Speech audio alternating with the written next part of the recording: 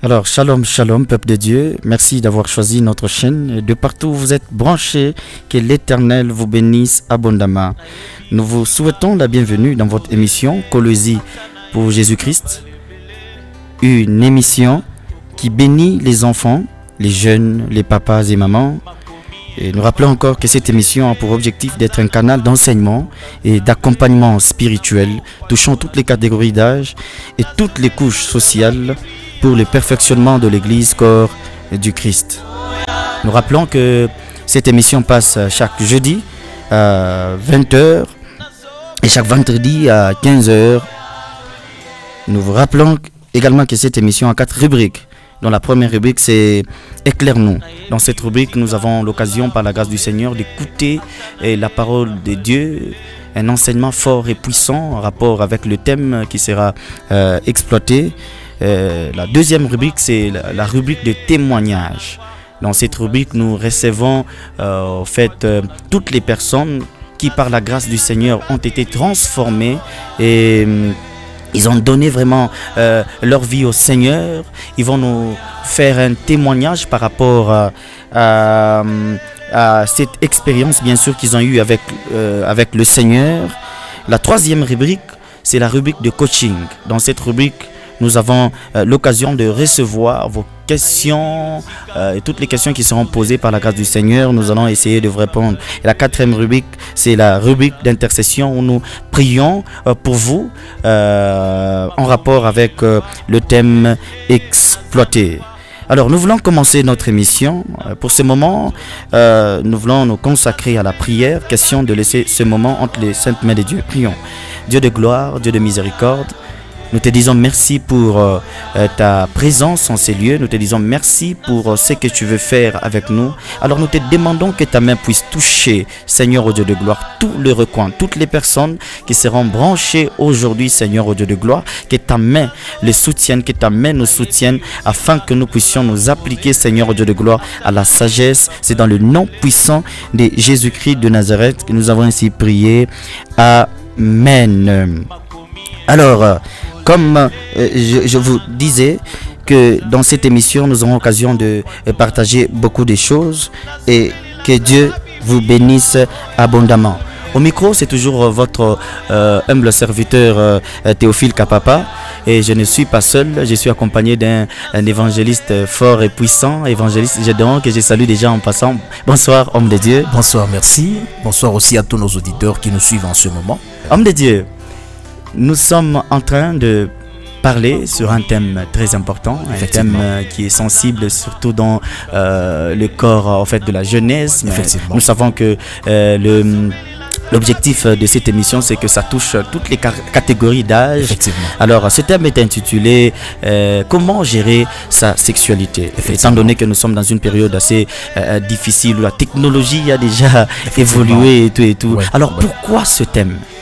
Ok, pourquoi ce thème? C'est déjà une question très importante parce que aujourd'hui, la gestion de la sexualité est devenue un défi.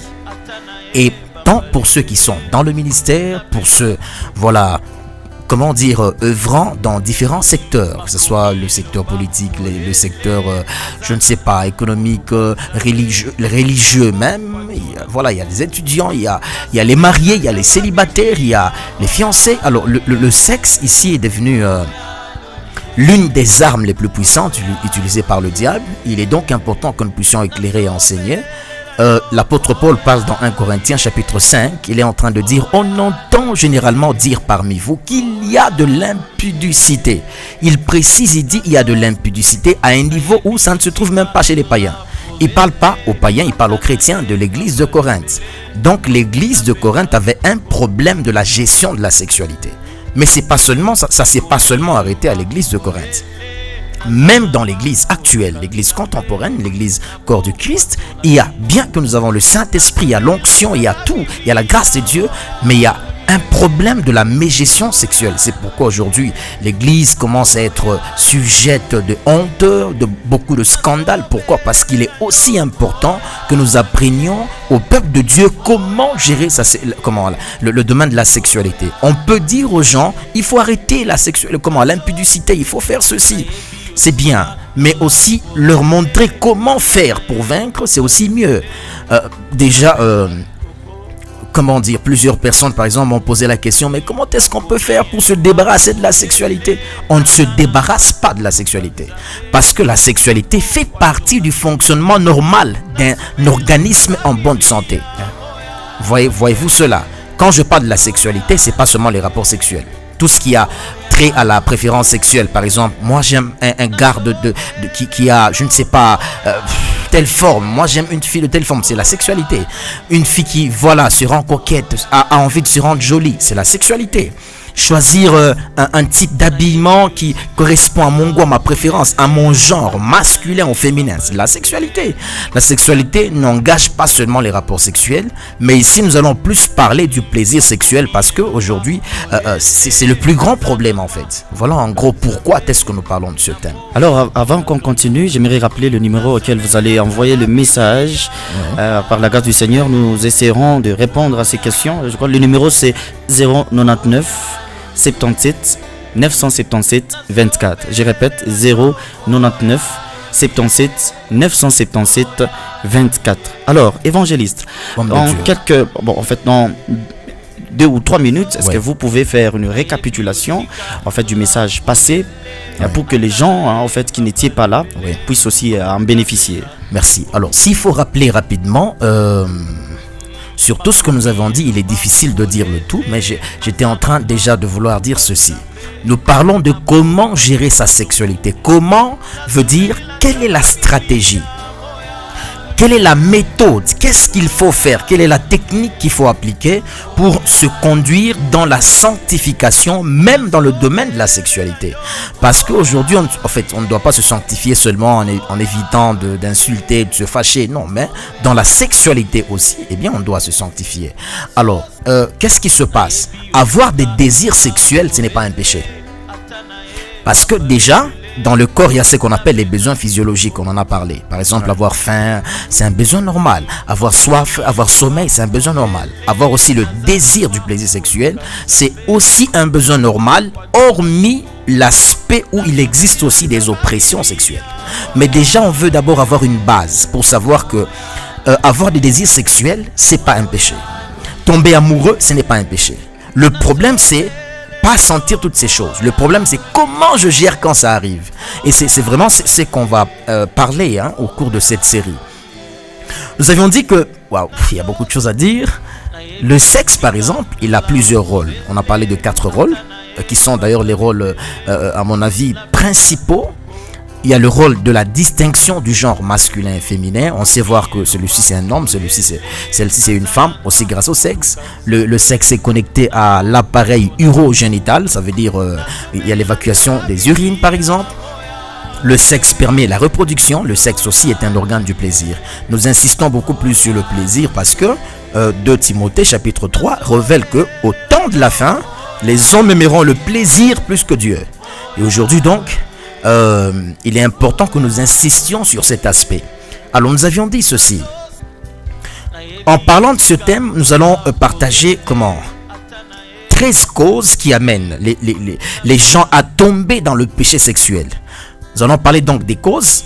Nous allons parler de quelques formes de perversion sexuelle. On va parler des conséquences qui arrivent quand on ne sait pas gérer sa sexualité. On va aussi parler de quelques conseils qui vous aideront à mener correctement une bonne conduite dans le domaine de la sexualité. Alors, s'il faut rappeler rapidement, nous avions dit, pour vaincre le péché sexuel, nous parlons des causes, il faut connaître la cause qui t'amène à ce péché. Par exemple, la masturbation, la pornographie, je ne sais pas, la fornication, l'adultère, la prostitution, l'homosexualité, le lesbianisme. Il y a beaucoup de perversions qu'on verra, mais il faut connaître que la prière ne va pas te libérer d'abord au premier niveau. La prière ne vient pas au premier plan. Parce qu'il y a des gens qui m'ont dit, j'ai beaucoup prié, j'ai vu les hommes de Dieu, ils m'ont imposé la main, et puis je suis qu'en train de répéter ces mêmes péchés-là. Eh bien, la prière n'est pas le premier recours. Il te faut identifier ce qui t'amène à ce péché, c'est quoi. Alors, nous avons partagé 2 causes récemment et on va réinsister sur la 3e cause aujourd'hui. La première cause qu'on a évoquée, c'est ce que nous avons appelé l'auto-exposition. Le fait de s'exposer soi-même. Monto qu'on est déjà exposé, yemoya. Et ça fait que c'est une porte qui amène aux gens, les gens plutôt, à devenir dépendants des péchés sexuels, victimes des péchés sexuels. Par exemple, dans l'auto-exposition, nous avons parlé du manque de discipline. Quelqu'un qui n'a pas de principe, c'est tout le monde qui s'approche de toi, c'est tout le monde qui devient ton ami. Tu vis sans te contrôler, sans des limites. C'est aussi un piège pour le péché sexuel. On en a parlé, je ne sais pas revenir sur tout ce qu'on a dit malheureusement. On a parlé de l'auto-exposition par la vue. Il y a des gens qui sont dans la pornographie douce, la pornographie active. On va parler de ça. Je crois qu'on va consacrer une émission juste pour la pornographie. Mais il y a aussi des gens qui s'exposent par ce qu'ils entendent. Une fille qui aime qu'on loue sa forme, qui aime se faire baratiner. Tout ce que tu laisses entrer en toi finit par devenir plus fort que toi. Ça veut dire que tout ce que tu laisses ton âme enregistrer finit par produire un style de vie, un caractère qui va te rendre dépendant. On a parlé de ça. Il y a des gens qui s'exposent par l'habillement. Il est aussi important parce que dans l'habillement, il y a ce qu'on appelle les parties intimes. On a parlé de ça. Yeah. Puisque nous parlons de la sexualité, il faut dire, les cuisses font partie des parties intimes, les postérieurs font partie des parties intimes, le ventre est une partie intime, l'organe sexuel est une partie intime, les seins sont des parties intimes, le dos pour une femme, parce que le corps de la femme est plus attracteur, le dos pour une femme est une partie intime. On appelle partie intime les parties qui ne sont pas publiques. Je voudrais dire à une sœur qui nous suit, il y a des parties de ton corps que c'est seulement ton mari qui est appelé à voir ça. Parce qu'il y a n'importe quel vêtement aujourd'hui, je ne sais pas, la forme est totalement dessinée, une partie des seins est vue, je ne sais pas, il y a beaucoup de choses, tout ça c'est des habillements impudiques. Et c'est des causes, il y a des gens qui m'ont écrit, ils m'ont dit que chaque fois que je vois une fille mal habillée, je me masturbe, ou bien je me suis sexuellement. Pourquoi? Parce que l'habillement est aussi l'une des causes dans le péché sexuel. On a parlé de ça, on ne sait pas revenir sur ça. On a parlé sur la 2e cause, disant que c'est la naïveté. Le fait que tu ne sais pas dire non, ça Dieu n'aime pas. Le fait que tu te laisses influencer facilement, c'est de la naïveté et c'est la cause de beaucoup de péchés sexuels. Par exemple, il y a beaucoup de personnes qui m'ont dit non, l'homme m'avait appelé chez lui. C'est quand on est parti chez lui que nous avons couché ensemble. Voyez-vous cela? C'est de la naïveté quand il t'appelle chez lui. Une bonne fille en fait, tant que cet homme n'est pas officiellement venu chez vous et qu'il ne t'a pas, honoré, tu ne peux pas aller chez lui. Parce que, chaque fois que tu t'exposes dans un climat où vous êtes à deux, les sexes opposés s'attirent en fait. Et donc, il y a des gens qui ont dit non, j'ai couché avec le professeur parce que j'allais échouer. C'est de la naïveté. Il y a des gens qui ont dit non, il m'avait dit si on ne couche pas ensemble, il va briser la relation avec moi, il va plus m'épouser. C'est de la naïveté. Il y a des gens qui ont dit c'est parce que je n'avais pas de moyens, j'ai des enfants, j'ai des responsabilités, je ne sais pas quoi faire, c'est pourquoi je suis dans la prostitution pour gagner un peu. C'est de la naïveté. Tu sais pas faire confiance en Dieu. Il y a donc beaucoup de choses. Le fait que tu ne sais pas dire ça, Dieu n'aime pas ça. Non, il m'a embrassé. Non, il m'a forcé. Non, il m'avait dit que je lui envoie une photo sur le téléphone où je n'ai pas de vêtements. Que je me filme et que je lui envoie une vidéo où je n'ai pas de vêtements. C'est un comportement insensé et sans maturité.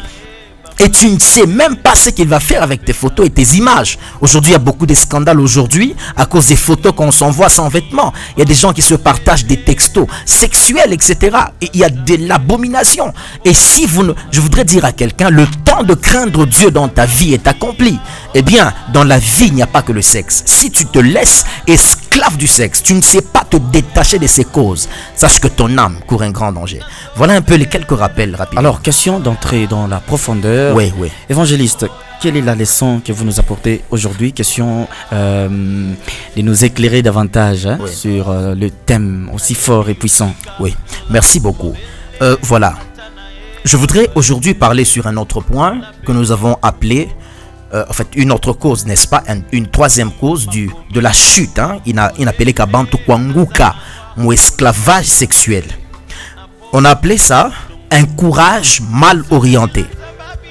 Une curiosité mal orientés. Parce qu'il y a des gens qui rêvent. Je voudrais qu'on lise rapidement Genèse chapitre 19, le verset 30 jusqu'au verset 34. Ma version, c'est la version Semeur. Vous pouvez lire avec Louis Ségon, ça va de même. J'aime la version Semeur pour quelques explications. La Bible dit voilà. Lot quitta Tsoar, car il avait peur d'y demeurer. Et il alla habiter avec ses 2 filles dans la montagne. Il s'installa avec elles dans une caverne. L'aîné dit à la cadette: notre père est déjà âgé, et il n'y a pas d'autre homme dans ce pays pour s'unir à nous selon l'usage de tout le monde. Ça veut dire il n'y a pas d'autre homme pour coucher avec nous. Allons, faisons boire du vin et couchons avec lui pour lui donner une descendance. Cette nuit-là, elles firent donc boire du vin à leur père, et l'aîné vint partager la couche de son père, qui ne se rendit compte de rien, ni quand elle s'est couchée, ni quand elle se leva. Ni quand elle se coucha, ni quand elle se leva.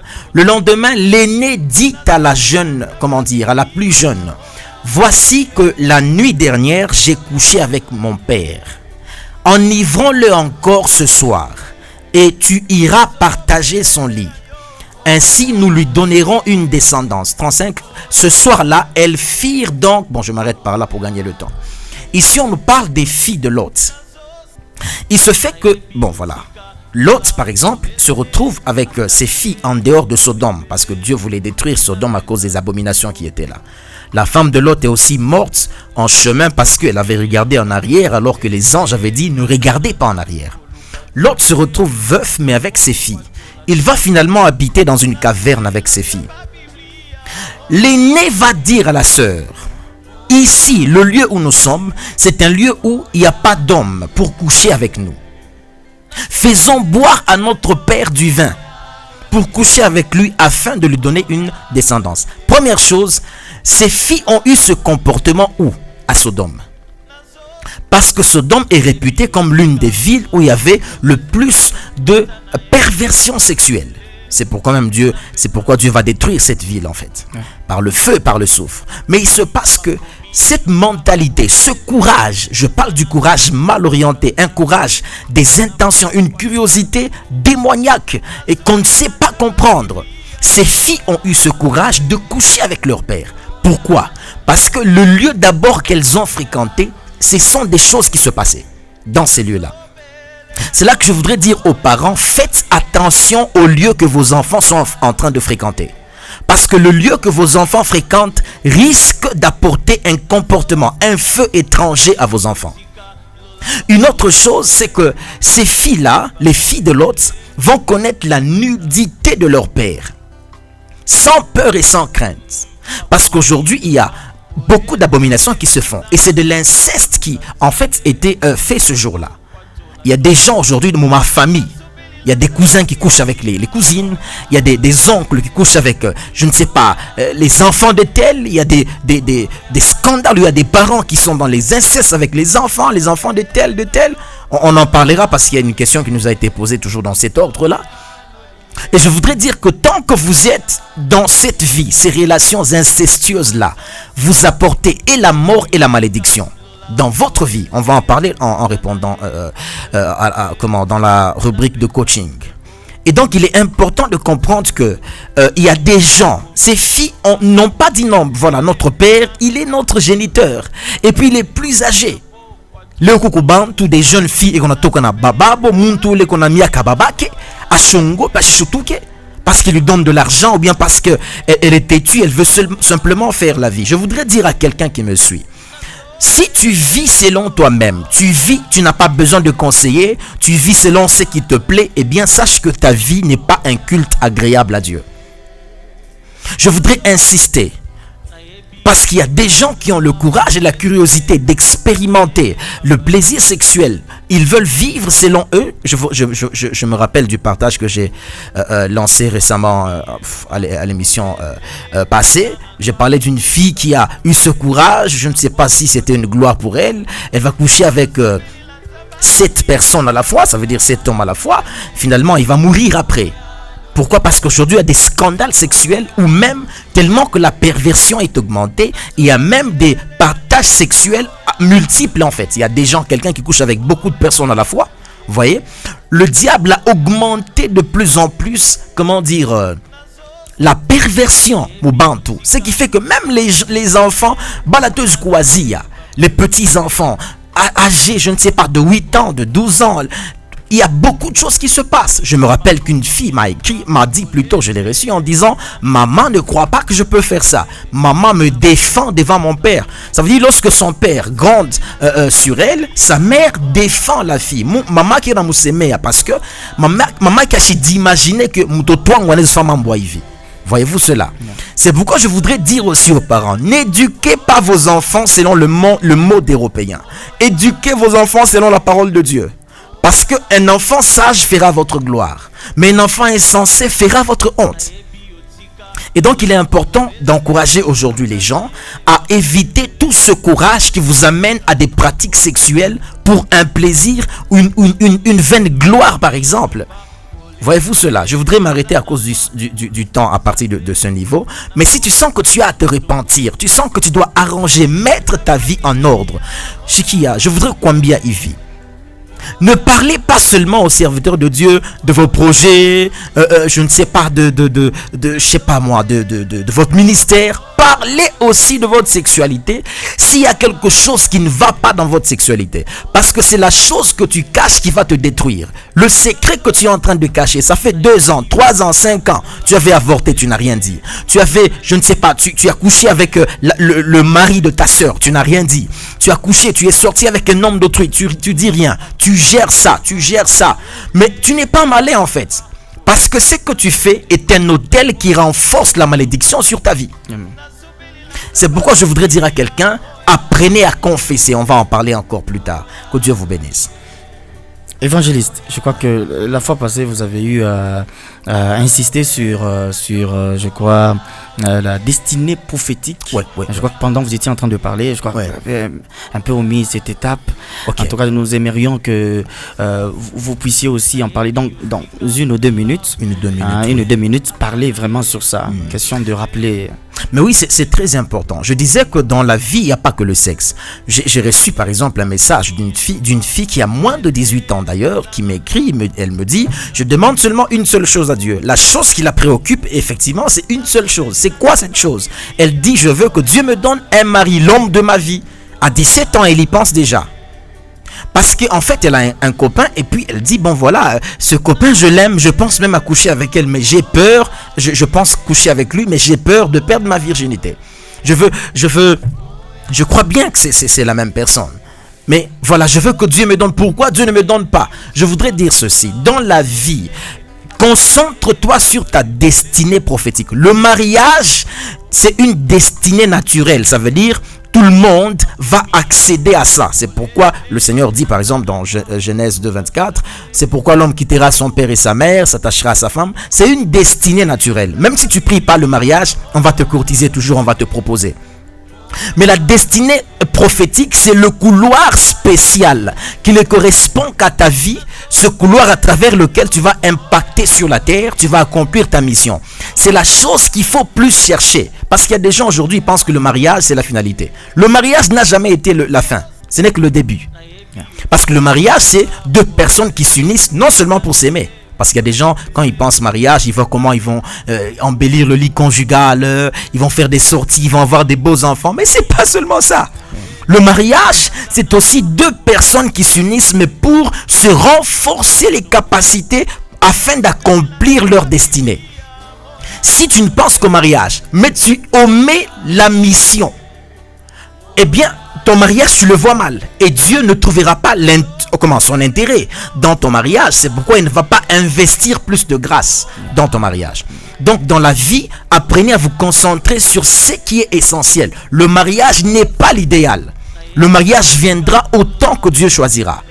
Mais, se mettre en train de penser que Dieu me donne un mari, c'est même ça un piège aussi qui commence à pousser beaucoup de jeunes à des expériences sexuelles, copinage. Il y a quelqu'un même qui m'a dit non, bon voilà, on commence avec le copinage d'abord et puis il y a des copinages qui aboutissent au mariage. On va peut-être répondre sur ça plus tard, mais ne confondez pas, ne faites pas de l'exception la règle.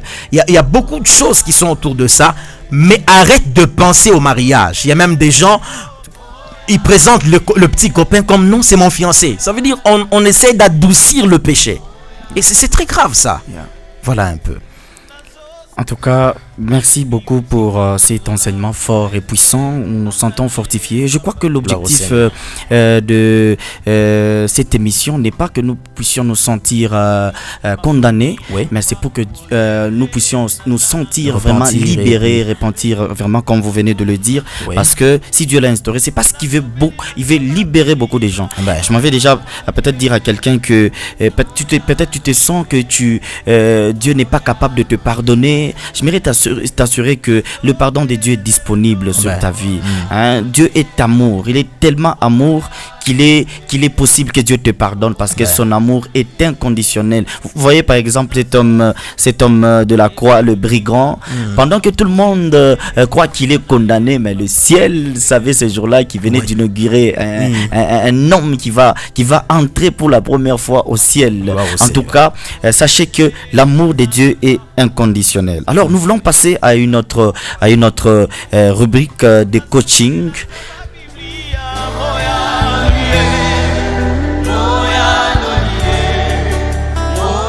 Alors, merci. Avant que nous puissions entrer en profondeur dans cette rubrique, j'aimerais rappeler le numéro auquel vous allez envoyer vos SMS, les multiples questions auxquelles, par la grâce du Seigneur, nous allons essayer de répondre avec l'évangéliste Gédéon. Le numéro, c'est les 099 77 977 24. Je répète, 099 77 977 24. En tout cas, je crois qu'il y a déjà beaucoup de questions qui nous sont posées ce soir. Et donc, je crois déjà il y a un frère qui a posé une question. Non, c'est une sœur d'abord qui a posé une question.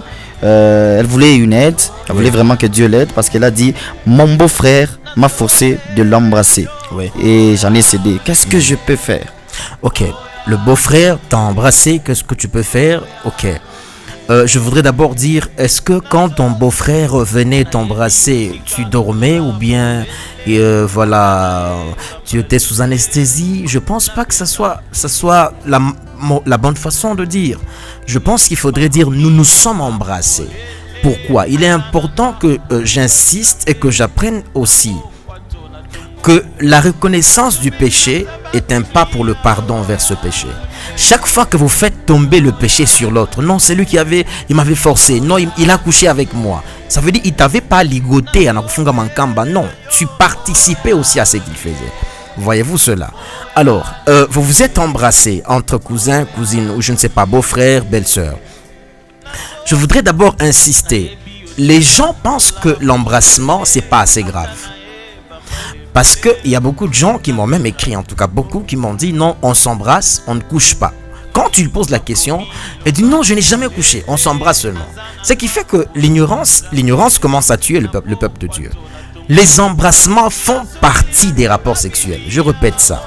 Les embrassements sont une partie des rapports sexuels.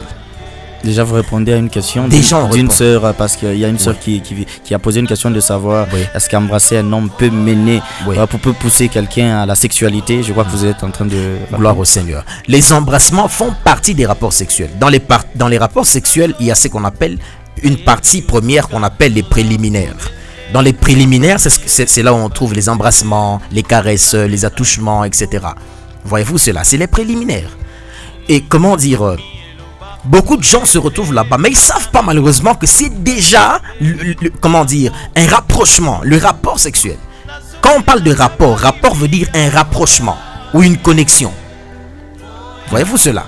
Alors, vous devez donc comprendre que vous ne devez pas apaiser votre conscience. Non, c'est seulement embrasser. Il y a des gens, quelqu'un m'a dit non, on s'embrasse pour renforcer notre amour. Voyez-vous? Vous n'êtes même pas plutôt marié. Même si vous êtes fiancé, les embrassements sont comme un apéritif pour les relations sexuelles. Ne vous consolez pas, non, j'ai le droit. C'est comme quelqu'un m'a dit, non, une chose du contexte, non, parce que j'ai doté, j'ai le droit, je peux faire. Non, mais tu marches pas avec tes principes, nous marchons avec la parole de Dieu. Le sexe, quand Dieu, comment dire, le langage biblique du plaisir sexuel, Dieu parle de l'homme et la femme. L'homme quittera, s'attachera. Jouis de la vie avec la femme de ta jeunesse. On parle que de femme et de homme. Yeah. Ça parle du cadre du mariage. Yeah. Quelqu'un d'autre me dira, mais alors comment est-ce qu'on peut faire? Comment est-ce qu'on peut faire? C'est comme pour dire, comment est-ce qu'on peut faire pour attendre? On dirait que c'est difficile pour lui de vivre sans le sexe. Yeah. Pourtant, c'est possible. Je vous conseille de suivre cette série, vous serez beaucoup aidé. Les embrassements, au niveau des lèvres, par exemple, il y a ce qu'on appelle les récepteurs de volupté. C'est des récepteurs, c'est comme des signaux de l'excitation. Ça envoie l'information de l'excitation au cerveau. Et quand les gens s'embrassent, le cerveau donne l'ordre au corps pour l'excitation. C'est pourquoi, quand on s'embrasse, on est de plus en plus exposé, comment dire, à la profondeur des relations sexuelles. Alors ne vous consolez pas, non, on s'embrasse. Non, vous êtes dans les rapports sexuels. Il faut arrêter, il faut vous repentir. Il y a même des conséquences dans l'embrassement. Vous pouvez avoir des maladies telles que l'hépatite B. Dans la bouche, il y a beaucoup de microbes. Ce qui fait qu'en t'embrassant, quelqu'un peut être porteur dans sa salive, par exemple. Il porte le virus de l'hépatite B. Quelqu'un peut avoir de petites blessures dans sa bouche. Et s'il est atteint du sida, les petites blessures dans sa bouche, ce contact-là avec son sang qui est dans sa salive, sans que tu ne sentes même le goût, tu peux attraper le sida. Les gens pensent que non, c'est seulement... Mais c'est là que Dieu dit que mon peuple périt parce qu'il lui manque la connaissance. Yeah. Il faut arrêter. On en parlera plus lorsqu'on arrivera à l'étape des conséquences. Alors, il y a une deuxième question d'un frère qui voulait savoir, parce qu'il a dit, j'ai 3 fiancés et je les aime trop. Ok. Que dois-je faire pour arriver à faire ce qui est mieux pour moi? Ok. Alors, vous avez 3 fiancés. C'est déjà beaucoup pour un seul cœur. Hein? Effectivement. Alors, je voudrais dire ceci. Vous avez 3 fiancés, mais vous êtes au moins capable de les aimer toutes d'une seule façon. Alors, c'est très dangereux. Et vous devez arrêter et tout recommencer à zéro. Parce qu'il y a beaucoup de risques. Je commence d'abord par vous dire ceci. Le cœur, il est plus petit. Le cœur, Dieu ne l'a placé que pour avoir un espace qui contient 2 personnes, l'homme et la femme. Ne tombez pas amoureux d'un autre homme si vous êtes un homme. Et même pendant que je parle, si vous sentez que vous avez des attractions sexuelles, vous êtes un homme, ce sont les hommes qui t'attirent. Tu es une fille, mais ce sont les filles qui t'attirent. Écris-nous, nous allons t'aider. Mais il faut chercher une délivrance en fait. Mais ce qui est correct, c'est savoir que, comment dire, il y a des conséquences. Par exemple, si tu es capable d'aimer plusieurs filles à la fois, tu es un homme.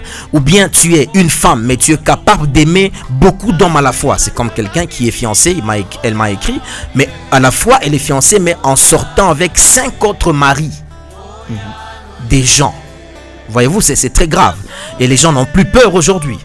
Mais le danger, c'est quoi? Premièrement, tu ne sauras pas faire le bon choix. Parce que tu as aimé beaucoup de gens à la fois. Et donc, tu es exposé à un grand pourcentage à faire un mauvais choix, à tomber celui qui ne convient, sur celui qui ne convient pas. Ou celle qui ne convient pas. La deuxième chose, le fait que tu es capable d'aimer... plusieurs personnes à la fois, ça t'expose à avoir une conduite impudique, une immoralité sexuelle, parce que tu auras la curiosité de goûter la variété sexuelle. Une autre conséquence, c'est que tu ne sauras pas être un homme qui sait offrir un amour sincère, parce que tu as appris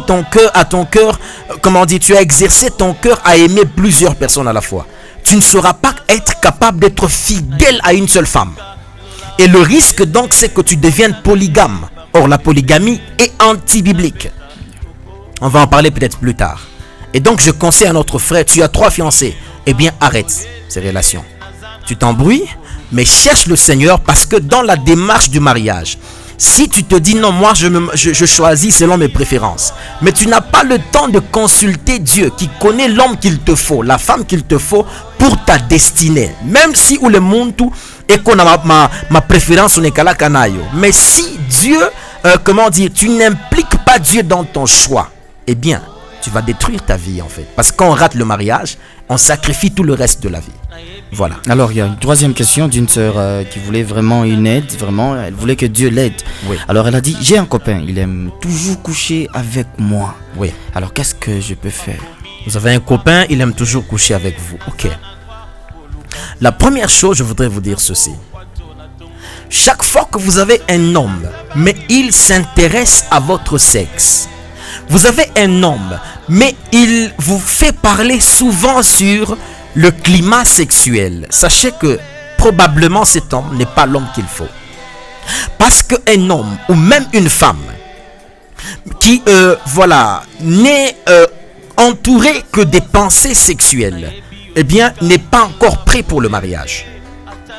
Parce que même dans le mariage, il n'y a pas que le sexe. C'est important de savoir ça.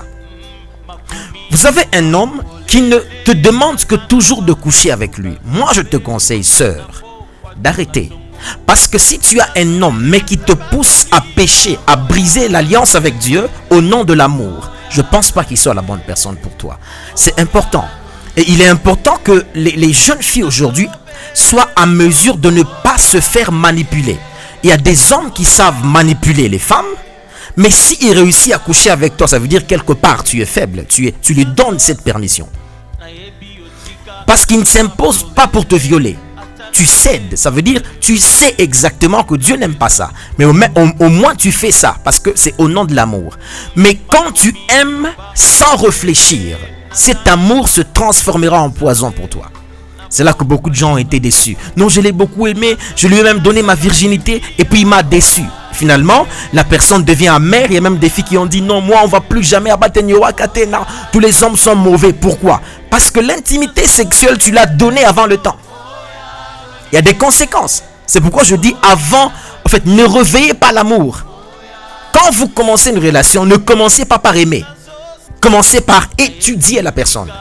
L'amour vient progressivement. Mais si vous réveillez l'amour au même moment, alors vous ne saurez pas discerner quel est le type d'homme qui est devant vous. Et vous serez facilement dérouté. Je parle à tous ces hommes qui aiment bien se livrer au plaisir sexuel avec les femmes. Tu es avec une fille aujourd'hui, demain tu changes. Chaque fois que tu cherches une fille, tu as la mission de coucher avec elle. Il y a même des gens que tu as déviergés. Tu penses que tu es un héros. Il y a une fille qui est en train de pleurer en secret. Ses parents ne savent même pas que tu l'as déflorée. Elle est en train de pleurer parce que tu lui avais promis le mariage et puis après tu l'as abandonnée. Les larmes de cette fille constituent une accusation devant Dieu contre toi. C'est pourquoi on a beaucoup d'hommes Léo, qu'on a kofu avant miaka. Pourquoi? Nous passons à chose ya mutoto mwa mwanamuke qu'on a ria. Parce que tu l'avais promis. Elle t'a aimé jusqu'à donner son corps et puis tu l'as laissé. Vous voyez, il y a beaucoup de gens aujourd'hui, maïché chaque bloqué n'est pas funga. Pourquoi? Parce que tu as détruit la vie d'une fille, tu l'as abandonnée. Et puis finalement, il est butchungu kuroyake, il est vengeance kuroyake. Nakufungia maïcha. Dans la vie, la Bible dit que tout ce que l'homme sème, il va le récolter. Alors, ne pensez pas qu'au sexe. Tu es un homme, tu sens que chaque fois que tu vois une fille, tu as besoin du sexe. Tu n'es pas encore mature dans tes émotions. Il y a même aussi des hommes qui m'ont dit non, ma fiancée ne fait que demander le sexe. Tu as une fille qui ne pense qu'au sexe. Elle n'est pas encore mûre, elle n'est pas encore mature. Ne te marie pas si tu n'es pas encore prêt. Donc il y a beaucoup de choses autour de ça. Mais ma soeur, je crois que cette relation est toxique. Je crois que cette relation est toxique. Cet homme qui veut toujours. Et si tu tombes enceinte? Et si, tu tombes enceinte, tu vas vouloir avorter. Tu vas amplifier ton péché. Si tu laisses la maladie, le sida, on ne l'écrit pas sur le front. Il y a des gens qui prennent des antirétroviraux et qu'on a maladie, mais il est en bonne santé comme un nène. Et quand il va te laisser la maladie, tu vas dire non, je t'avais aimé, pourquoi tu m'as fait ça? N'aimez pas sans réfléchir. Quand un homme vient t'amener dans le péché, éloigne-toi de lui. Voilà. Alors, je crois qu'il y a un serviteur évangéliste. Je crois qu'il y a beaucoup de questions qui coulent en ce moment. Ouais. Et je crois que nous ne saurons pas répondre à toutes les questions. Ouais, je m'avais déjà signalé que peut-être après l'émission, par la grâce du Seigneur, je crois que beaucoup de gens seront répondus, peut-être même sur WhatsApp. Je crois que c'est le même numéro. Si vous continuez d'écrire, je crois que par la grâce du Seigneur, même après l'émission, parce que nous sommes pressés par le temps, nous saurons répondre à toutes les questions, peut-être en cas de minute. Mais je crois qu'il y a une sœur qui a posé une question très importante importante. Et je crois que la question c'était, parce qu'elle a dit bonsoir, homme de Dieu. Oui. Moi, j'avais couché avec le neveu de mon fiancé. D'accord. Qu'est-ce que je peux faire? Je vais quitter mon fiancé ou bien je vais demander pardon à Dieu? Waouh. Non, mais comment dire, coucher avec le neveu de ton fiancé. Yeah. Voyez-vous cela?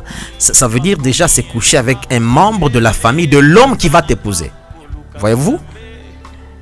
Au départ, ça montre que notre sœur, tu dois au départ travailler et améliorer ta vie chrétienne. Je ne sais pas si tu as déjà encore cru en Jésus. Parce que si tu n'as pas encore cru en Jésus, il n'y a pas de possibilité que tu réussisses à vivre la vie de sanctification. On ne peut vivre la vie de sanctification que quand on a reçu l'esprit de Jésus-Christ. C'est important. Alors, deuxièmement, si tu n'as pas encore, en fait, si tu as déjà accepté Jésus-Christ, il faut que tu mettes de l'ordre dans ta vie. Parce que si tous les garçons qui te demandent le sexe, tu as la facilité, tu n'arrives pas à résister, alors tu n'es pas encore prête pour le mariage. Voyez-vous cela? Ce qui fait que déjà, si tu es infidèle à ton fiancé, que dire alors de ton mari? Parce que c'est déjà dans les fiançailles que tu es infidèle. Voyez-vous cela? Moi, je crois que c'est si grave que c'est plus grave que ça. Il faut te repentir. Il y a des choses, mais il y a des choses qu'il faut voir les hommes de Dieu. Pourquoi voir les hommes de Dieu? Parce qu'après cette confession, il y a deux choses qui doivent se passer. Premièrement, des conseils et des orientations. Mais deuxièmement, une prière pour la délivrance. C'est là qu'il y a l'avantage de confesser devant les hommes de Dieu. Voyez-vous cela? Et donc, ma sœur, tu dois apprendre à... Je pense que le neveu de ton fiancé ne t'a pas forcé. Non, tu as cédé. Ça veut dire que tu n'es pas mûr dans la gestion de tes émotions. Tu dois prier, chercher ta délivrance. Tu dois arranger avec le Seigneur. Mais je ne pense pas que ça soit encore idéal que tu continues cette relation parce que tu as partagé ton intimité avec un membre déjà de la famille de ton fiancé. C'est ce qui fait que tu as quand même détruit en fait, c'est cela. Voyez-vous cela? Et donc moi je crois que il faut savoir d'abord elle a quel âge par exemple, vous voyez? Et puis voilà, moi je crois qu'il faut d'abord qu'elle fasse une marche arrière, qu'elle restaure sa vie, qu'elle cherche sa délivrance pour s'orienter correctement dans le mariage. Parce que si tu vas dans le mariage, mais déjà sur le plan sexuel, il y a encore des, comment dire, tu es prête à chuter, c'est pas bon.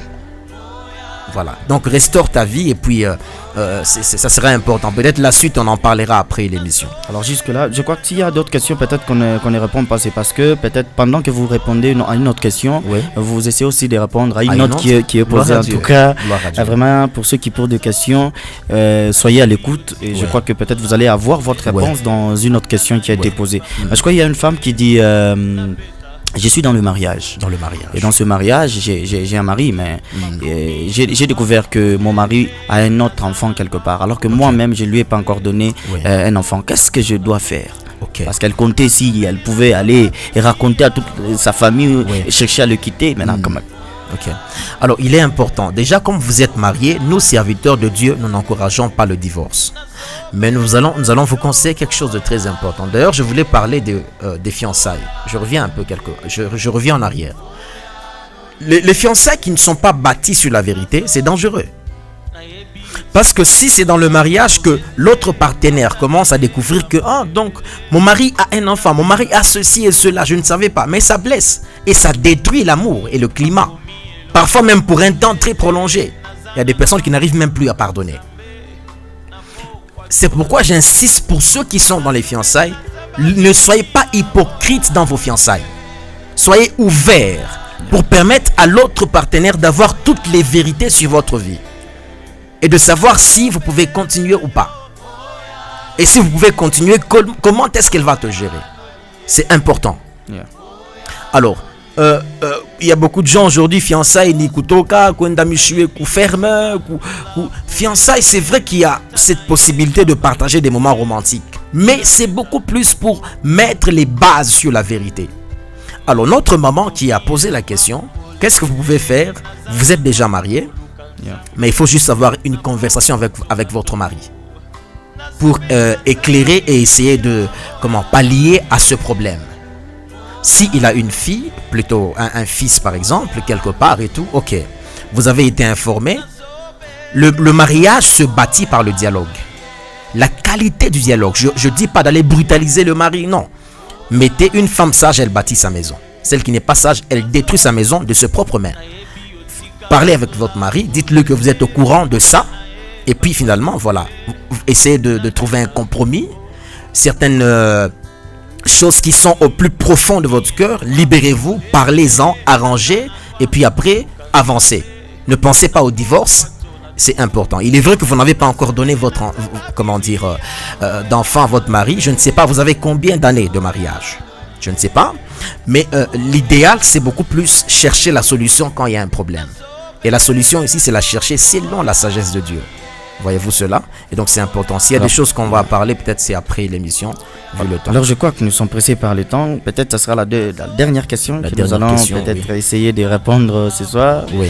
Alors il y a un frère qui a dit « Bonsoir papa, j'aimerais savoir, est-ce que c'est un péché de vivre avec une femme sans rien donner à ses parents Ok. Genre, peut-être il y a une grossesse. Alors, est-ce que ça sera mal de vivre avec cette femme? Mais c'est très mal en fait, très mal même. Le mariage est sacré. Le mariage est parmi les 7 sacrements de l'Église. Le mariage est une institution divine. Ça veut dire le mariage il est sacré. Ce qui fait que la dot est biblique. Quand vous lisez Genèse 24, vous comprendrez que la dot est biblique.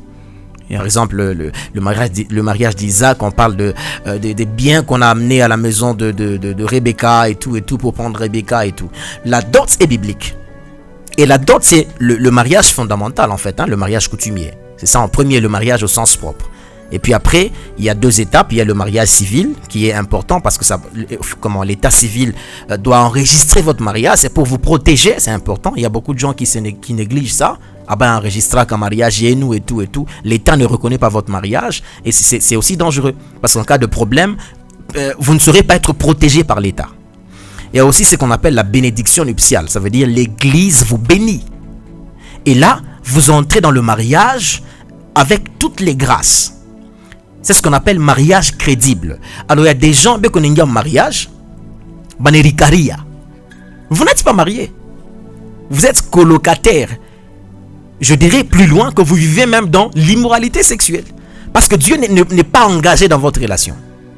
Même si vous avez des enfants, vous êtes dans le péché. C'est pourquoi tu vis avec une fille ou une femme, tu n'as pas doté, fais tout pour aller doter.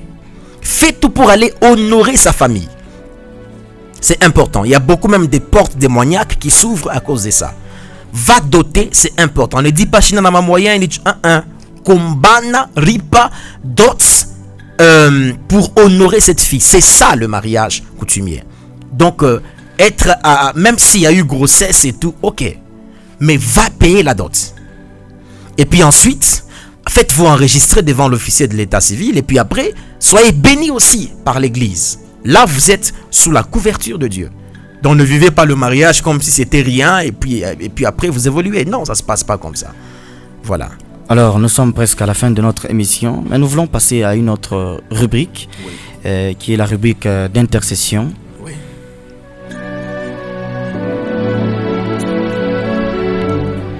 Alors, merci, évangéliste. En ce moment, j'aimerais que vous puissiez prier pour toutes ces personnes qui ont posé beaucoup de questions. Je crois que même si d'autres n'ont pas été satisfaits, je vous rappelle déjà que vous pouvez continuer à écrire. Vos questions seront répondues. Même sur WhatsApp, vous serez répondu.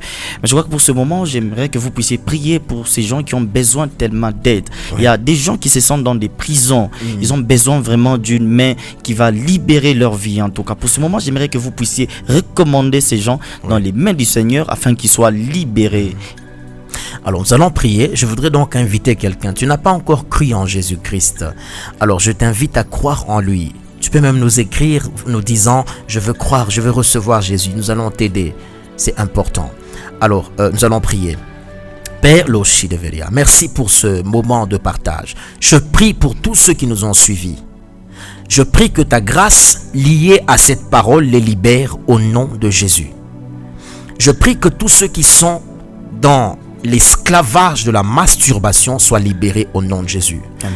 Je prie que ceux qui sont dans la prostitution soient libérés. Recevez la force qui vous aide à honorer Dieu. Recevez la force qui vous permet d'accepter de manquer en vous sanctifiant plutôt que en vous livrant à la souillure. Recevez la force qui vous aide à vous maintenir dans la sanctification.